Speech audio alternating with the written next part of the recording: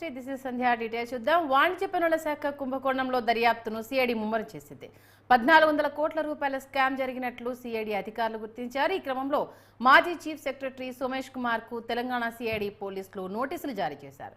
వస్తువులు సరఫరా చేయకపోయినా చేసినట్టు బోగస్ ఇన్వాయిస్లు సృష్టించారని గుర్తించారు.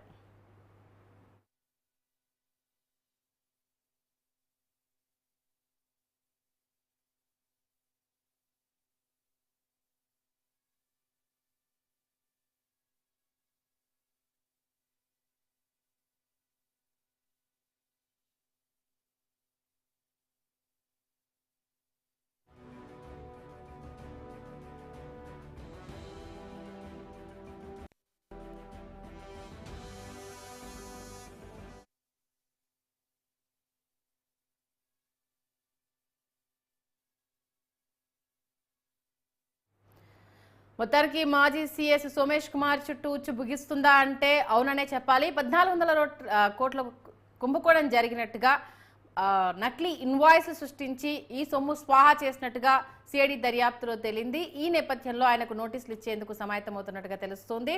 మాజీ చీఫ్ సెక్రటరీతో పాటు ఇంకెవరున్నారన్న కోణంలో కూడా దర్యాప్తు జరుగుతుంది. వస్తువులు సరఫరా చేయకపోయినా చేసినట్లు బోగస్ ఇన్వాయిస్లు సృష్టించి 1400 కోట్లను స్వాహా చేసినట్టుగా తెలియడం జరిగింది. ఈ నేపథ్యంలో ఆయనకు నోటీసులు ఇచ్చేందుకు సన్నద్ధమవుతున్నారు. ఇదే అంశానికి సంబంధించి పూర్తి డీటెయిల్స్ ఉంచడానికి మా bureau chief Srinivas phone line లో అందుబాటులో ఉన్నారు. శ్రీనివాస్. సంధ్య, మాజీ చీఫ్ సెక్రటరీ సోమేష్ కుమార్ కు తెలంగాణ సిఐడి అయితే నోటీసులు ఇచ్చినట్టు సమాచారం అందుతోంది. వాణిజ్య పన్నుల శాఖ కుంభకోణంలో సిఐడి దర్యాప్తు అయితే ముమ్మరం చేసింది. ఈ నేపథ్యంలో 1400 కోట్ల స్కామ్ జరిగినట్టు కూడా సిఐడి అధికారులు గుర్తించారు. సో వస్తువులు సరఫరా చేయకుండా ఇక బోగస్ ఇన్వాయిస్లు సృష్టించారని ఇప్పటికే వాణిజ్య పన్నుల శాఖ గుర్తించిందని తెలుస్తోంది. ఇక ఫేక్ ఇన్వాయిస్లను సృష్టించి ఐటీసీని క్లెయిమ్ చేసినట్టు కూడా మరి వాణిజ్య పన్నుల శాఖ అయితే గుర్తించింది. ఈ నేపథ్యంలో వాణిజ్య పన్నుల శాఖ జాయింట్ కమిషనర్ రవి ఇచ్చిన ఫిర్యాదు మేరకు అయితే కేసు నమోదు చేసి సిఐడి అయితే దర్యాప్తు చేస్తోంది. ఇక దీంతో మాజీ చీఫ్ సెక్రటరీ సోమేష్ కుమార్ తో పాటు వాణిజ్య పన్నుల శాఖ అడిషనల్ కమిషనర్ కాశీ విశ్వేశ్వరరావు, అలాగే డిప్యూటీ కమిషనర్ శివరాం ప్రసాద్ లకు కూడా సిఐడి నోటీసులు ఇచ్చింది. త్వరలోనే ఈ పైన పేర్కొన్న అధికారులందరినీ కూడా స్టేట్మెంట్ అంటే శ్రీనివాస్ ఎప్పటి నుంచి ఎప్పటి వరకు జరిగిన కుంభకోణంగా గుర్తించడం జరిగింది. 1400 కోట్లు అంటే అది మామూలు విషయం కాదు. వస్తువులు కొన్నా అంటే కొనకపోయినా కొన్నట్టు చూపించి ఇన్వాయిస్లు ఇవ్వడము అని అంటే కేవలం ఒకరి వల్ల అయితే జరిగేది కాదు. దీని వెనకాల చాలా మంది ఉన్నారన్నది అయితే క్లియర్ కట్ గా తెలుస్తుంది. బట్ ఏ ఇయర్ నుంచి ఏ ఇయర్ అంటే ఆల్మోస్ట్ 10 సంవత్సరాలు ఇటు బీఆర్ఎస్ గవర్నమెంట్ ఉన్న నేపథ్యంలో ఎక్కువగా ఏ సంవత్సరంలో ఈ కుంభకోణం జరిగినట్టుగా గుర్తించారు? ఖచ్చితంగా మరి మాజీ చీఫ్ సెక్రటరీగా మరి సోమేష్ కుమార్ బీఆర్ఎస్ గవర్నమెంట్ లో ఉన్నారు. దాంట్లో మనకు తెలిసిందే 9.5 ఏళ్ళు మరి తెలంగాణలో కూడా ప్రభుత్వంలో బీఆర్ఎస్ పార్టీనే ఉంది. ఈ నేపథ్యంలో ఇక చీఫ్ సెక్రటరీగా కూడా సోమేష్ కుమార్ అదే సమయంలో కొనసాగారు కనుక ఇది ఖచ్చితంగా గత ప్రభుత్వం బీఆర్ఎస్ హయాంలో జరిగింది. సో దీంట్లో మరి ఎప్పటి నుంచి ఎప్పటి వరకు జరిగిందన్న దాని పట్ల పూర్తిగా క్లారిటీ లేకపోయినప్పటికీ కూడా 1400 కోట్ల రూపాయల స్కామ్ జరగడం అయితే ఇది మరి సంచలనంగా మారిందని చెప్పుకోవచ్చు. ఇక దాంట్లో కూడా వస్తువులు సరఫరా చేయకపోయినా ఇక చేసినట్లు బోగస్ ఇన్వాయిస్లు సృష్టించి వాణిజ్య పన్నుల శాఖను పూర్తి స్థాయిలో మరి క్లెయిమ్ చేయడం కావచ్చు ఐటీసీలో, ఇవన్నీ కూడా మరి చాలా ఏళ్లుగా జరిగి ఉంటుంటాయి. దీంట్లో మరి తాజాగా వాణిజ్య పన్నుల శాఖ జాయింట్ కమిషనర్ ఇప్పుడు అది గుర్తించి ఆయన ఫిర్యాదు చేశారు.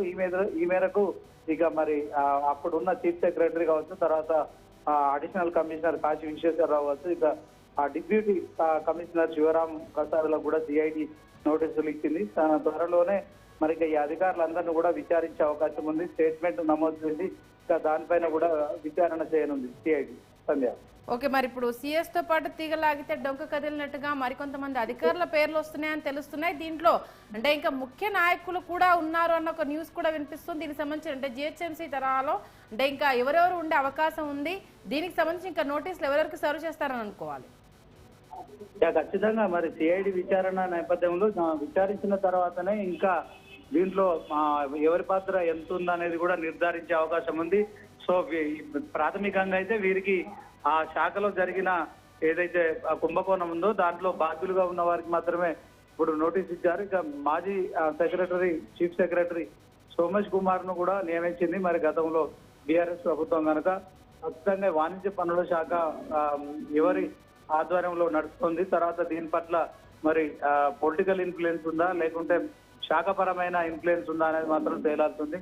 మొత్తానికి అయితే ఇప్పుడు విచారణకు నోటీసులు ఇవ్వడం కావచ్చు, విచారణ చేయడం కావచ్చు, పూర్తి స్థాయి విచారణ పూర్తయిన తర్వాతనే మనకు పూర్తి వివరాలు వచ్చే అవకాశం ఉంటుంది సంధ్య. ప్రస్తుతానికి ఆయన సర్వీస్ లో నుంచి వైదొలిగారు కాబట్టి మరి ప్రెసిడెంట్ హైదరాబాద్ లోనే ఉన్నారా, ఎక్కడ ఉన్నారు, దీనికి సంబంధించిన డీటెయిల్స్ ఏమైనా తెలియజేస్తారా?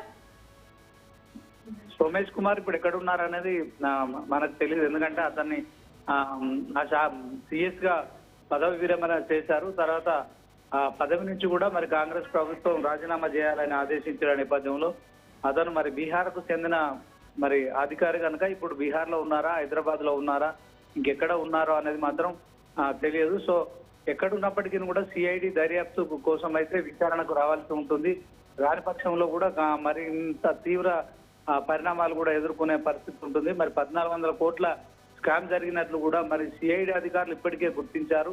మరి ఆ శాఖకు సంబంధించిన మరి రవి జాయింట్ కమిషనర్ ఇచ్చిన ఫిర్యాదులో మరి దర్యాప్తు అయితే కొనసాగుతోంది. ఈ నేపథ్యంలోనే ఇంత భారీ కుంభకోణంలో మరి మాజీ చీఫ్ సెక్రటరీ సోమేష్ కుమార్ ఉన్నారనే అభియోగాలు వస్తున్నాయి కనుక అతని విచారణ తర్వాత కేవలం అతను మరి నిందితుడా లేక అభియోగాలు మాత్రమే మోపబడ్డాయా, దీంట్లో ఇంకెవరెవరి పాత్రలు ఉన్నాయని చెప్పి మొత్తం శాఖకు సంబంధించిన అడిషనల్ కమిషనర్ కావచ్చు, డిప్యూటీ కమిషనర్ కావచ్చు, మరి సిఐడి నోటీసులు ఇచ్చింది. విచారణ అనంతరం మొత్తం దీంట్లో పూర్తి వివరాలు బయటకు వచ్చే పరిస్థితి ఉంటుంది సంధ్య.